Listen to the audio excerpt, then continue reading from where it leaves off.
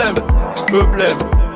Hi guys, and welcome back to my YouTube channel. It's your girl Darling. Thank you guys so much for clicking. If you're new to this channel, please consider subscribing. And to all my OGs, hey, you're my gang, comment down below, let me know, gang. All right, so on today's video, we're going to be reacting to that slide I just showed you of a particular small chops vendor that was beaten.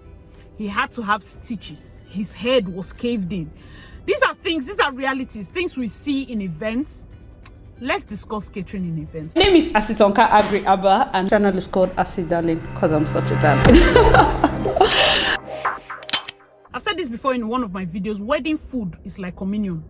The way people treat wedding food, like if they don't eat it, they have not eaten the body of Christ. If you see wedding, the same food though that you can probably just buy, that you can afford, I think it's the atmosphere. I think it's something, because the people that beat this guy up are not hungry. In fact, one of the reasons why they think they kind of suppressed the case is because they said these are rich kids. Whether they are doing drugs, I don't even know. Because to literally cut somebody's head up because of small chops. Oh, I know that. See, I'm also in events. I know that if we open up the floor to wedding food, like the debate will not end. I know that there are some caterers that are annoying. I mean, it's my work. I know that there are caterers that are annoying. Do you know that there are caterers that literally tell us from the onset, I don't like working with event planners. They tell us from the word go, I don't like working with event. And I just make sure I tell my staff, see, you see these people, allow them do their thing, because I don't want anything that will cause fights.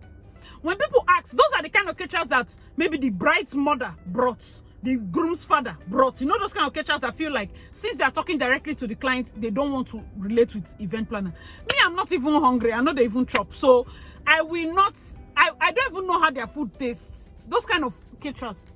And now in this kind of situation, if this happens, by saying that they've removed jurisdiction from the event planner, I cannot scold them. Because according to them, they relate or they are answerable to the groom's father or the client directly. They have cut off the event planner's part. So people ask planner, oh, I've not gotten food though. And I'm trying to explain to you that, bro, I'm not the one in charge of this caterer. There are events we do like that. Sometimes you go to events. So before you badmouth a client, a planner, understand that there are some events that we are not in charge of the caterer. We are not in charge of drinks. They have told us, don't cross here.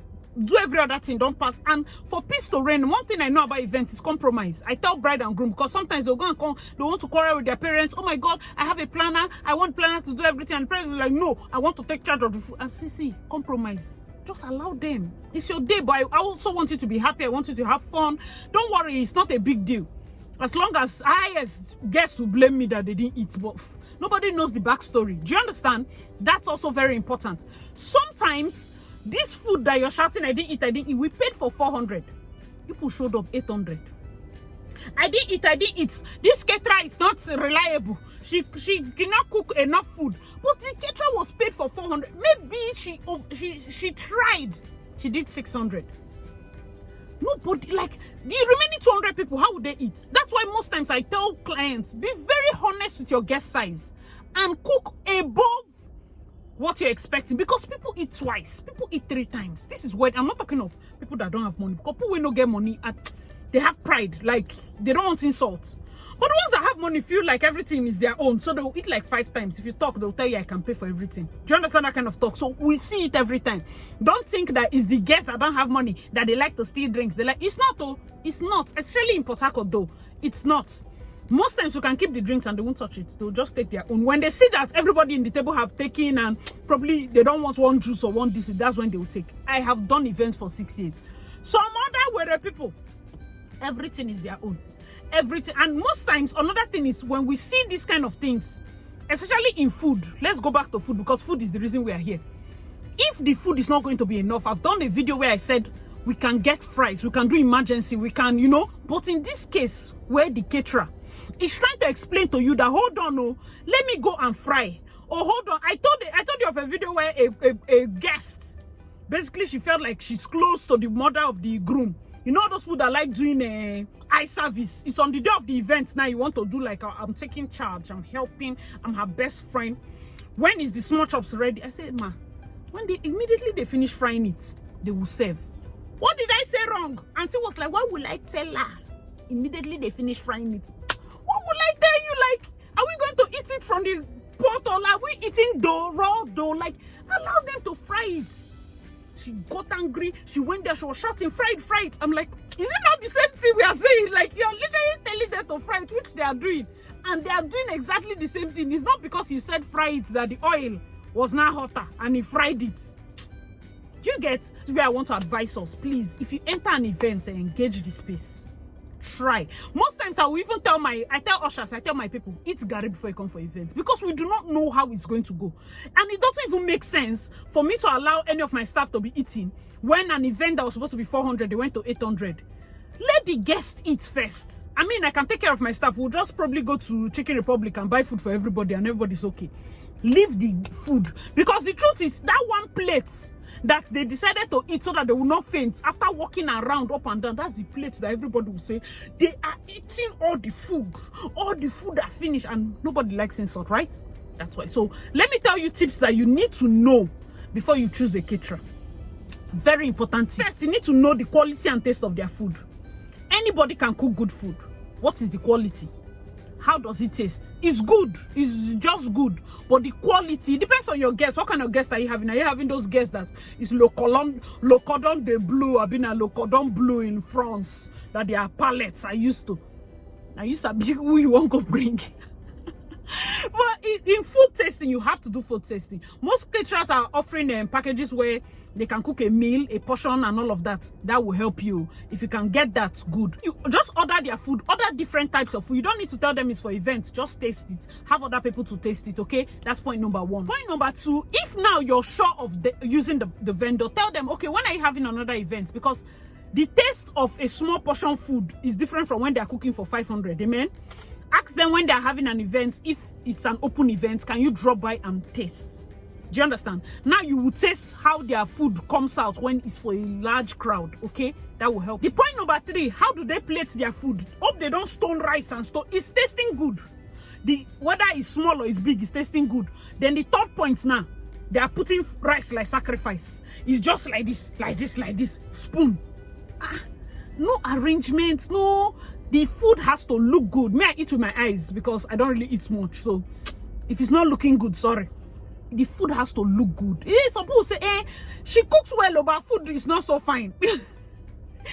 This is wedding. People eat with their eyes. Okay, so your guests don't, before they put food, they'll be like, no, I just want only chicken. They've not tested it, though. I've seen them. That's point number three. Make sure that their plating is very good. Point number four, you need to ask them, is it buffet service or is plated service? You understand? Buffet doesn't work. It's very distracting. It scatters the event. Plating service is good, where they come and they serve, they bring their waiters and they serve. Also, for this one, this is where I need to advise you people as wedding guests. Wedding trays most times can carry only 3 plates. If your table is sitting 10, a server has to come to your table 4 times before everybody will eat. Understand this mass, so that when you see them coming to a table 4 times and you're in the next table, you're not feeling like they're only serving them. This is why most times, if you tell the caterer, make sure that they are bringing more servers. There's dishers, the ones that dish. There's servers. If they can increase their servers so that it's speed. For me, I calculate a perfect event as the moment after opening prayer, food starts going around. Before the main dance, 90% of the hall has eaten. That is a perfect event, because the moment you can get people seated and eating, before they can eat 3rd ration, 4th ration, it's when you serve very slow that people get to eat 7 times. Because you're serving slow, before you know, front, they're hungry again, before you have gotten to the back. Okay? Fifth point is their efficiency and the neatness of their service. You don't want a caterer that is blowing nose when there's food. You don't want a caterer that is doing hand the ear, that their hair is not, this hair is just shaking, that is talking where there's food. No. Efficiency and neatness, very important. Because you as caterer, you don't want to do that. There are some wedding guests then that when they finish washing you, you know those women, those, you know, are you stupid? But then they give you those silent bullets. Are you trained? How would you be talking over somebody's food? I'm disgusted. Oh boy! Oh my god. So please, to avoid those kind of insults, try to be as professional as possible. If your people need to talk, they should step back. They should come. Do you understand? These are tips. Cover your hand, cover your hair, you know. Very important. They should look neat, sharp. Your boys should not be sweating, dirty clothes, their armpits dirty. No, they need to look good. Okay, point number 6. Are they doing table setting?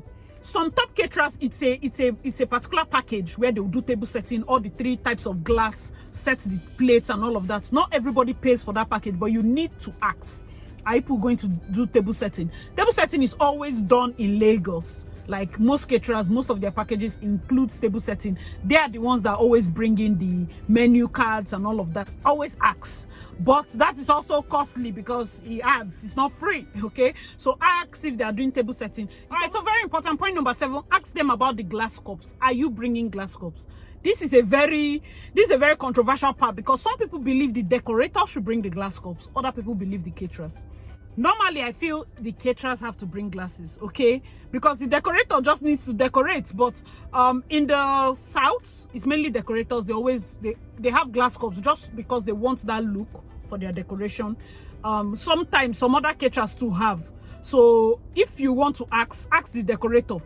Make sure maybe the package you're paying for, if the caterer is bringing, you now tell the decorator not to bring. Note that charges might apply because some people have it as a separate charge. Okay, if you want me to bring water, wine and champagne, this is the amount. If you want me to bring this is the amount. Make sure to ask.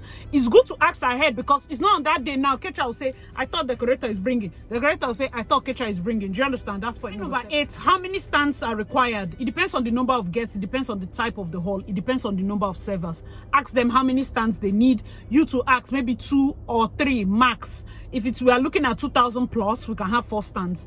Depending, okay? So make sure to ask how many stands are required and how many people will be positioned per stand. If you have an event planner, I'm sure these things they would ask on their own, okay? So very important to know the stands, know the positioning. There's no carry stand and go and put where they are not supposed to put because some caterers just believe on their own self. They don't care where anybody sits. They'll go and position stand. All right, so concerning the stand, one thing you need to note, if you're going to be having a lot of government guests, you know, like governors and the rest, they like their stand cannot be behind them. Whatever stand is feeding the governors has to be in front of them. They have to see the food. You know how things are, so that's protocol. Well, the caterer you're using, I'm sure the caterer knows this, but it's always good to always inform them ahead of time. So point number 9 will be the call time and the cleanup. I'm sure the hall has, if it's Lagos, they have penalty if you don't clean up properly. In Port Harcourt, we just believe that people have sense, and sense has been working for us, amen. Because there's no penalty, but all the caterers clean their place up. In Lagos, you pay like 10K until they see that the place is clean. They give you your 10K back. So here it's not added. So the one thing you need to ask is, when are they setting their stand? I'll prefer a caterer to set their stand Friday. Empty stands and whatever. If the hall is very secure, they can leave their chafing dishes so that Saturday they're only coming with coolers of food, which is easier. But they need to set their stand on Friday so that the hall will take shape. We know what we are seeing the next day. They can't come that Saturday morning. It doesn't, it just screams inefficiency, okay? Very important to ask them their call time, the kind of plates they are using, the kind of cutleries they are using. Be sure to ask, especially if you're someone that you're very specific about those things. Let me know your thoughts in the comment section. If you have other details, I would like that. All right, so the last point, which should be the first point, is the price per plate. Most caterers charge per plate, so we'll have 1.8, 2.5, 3K, 5K, depending on the kind of meal, depending on the package, depending on a lot of things. And please note that food has gone up. Those of you that go to market, you know that prices of food has gone up. It's not realistic to get some certain prices right now, okay? So unless you want to use Iyabasira at the junction, then you go and get a learner caterer that can plate it. Then you go and buy the plate or rent the plate, or just all that mass self doesn't even make sense. You should just use a good caterer, because some people feel, I will just use people that can cook. They should cook with firewood. They will not get those spoons that used to do the plates like this. They will not get somebody that will serve it. All that stress, okay? So if you can pull it off, mainly traditional marriage is fine. Those other people that cook like that, they charge probably per bag or so. But mainly most caterers charge per plate. Look at their packages. Service charge will apply. Service charge is for those their servers. If you need more than the required servers, probably you have to pay per head. There are certain things we ask, even as event planners, to the caterers, and these are the things I've stated. If this video helped you, please share to a friend. Also, let me know your thoughts in the comment section. Give it a big fat thumbs up, and I'll see you. Make sure you check out my other wedding planning playlist. I remember your girl Asidaline. More wedding videos, wedding mishap. I'm going to be doing a video about emergency kits, the emergency kit you need to know for a wedding. I'm talking something as, you know, I've told people that zip has spots, okay? I'm going to tell you how we solve that issue.